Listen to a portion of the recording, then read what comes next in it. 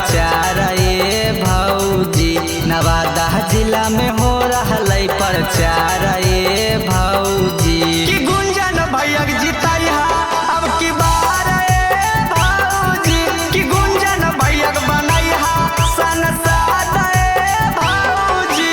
चाचा चाची हो गेलखिन तैयार ए भौजी, चाचा चाची हो गेलखिन तैयार ए भौजी। कि गुंजन भैया जिताई अब की बार ए भौजी, कि गुंजन भैया बनाई संसद ए भौजी।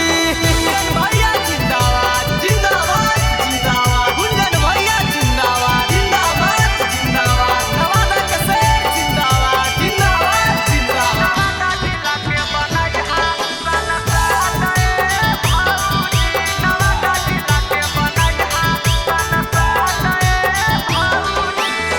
मजदूर किसान सबके रखथिन ध्यान जी, उनके बनैहा नेता हाखुन दिलदार जी। मजदूर किसान सबके रखथिन ध्यान जी, उनके बनैहा नेता हाखुन दिलदार जी।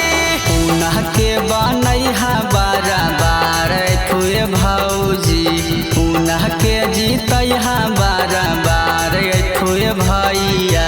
कि गुंजन भैया जिताई अब की बार ए भौजी, कि गुंजन भैया बनाई संसद ए भौजी।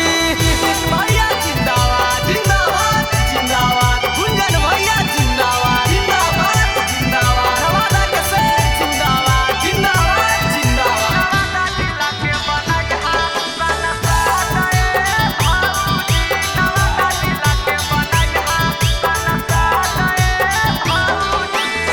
रवि रोही गाई के गाना करह प्रचार जी, उनका पढ़ता हूँ ये भौजी करिहा विचार जी।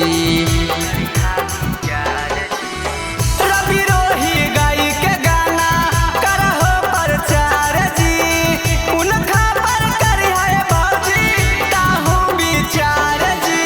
गली नाली सब तोरा दिलाई थुने भौजी, गली नाली सब तोरा दिलाई थुने भैया। कि गुंजन भैया जिताई अब की बार ए भौजी, नवादा जिला के बनाई संसद ए भौजी। बना देना ए भौजी। Akshay recording studio पखरी वार्मा।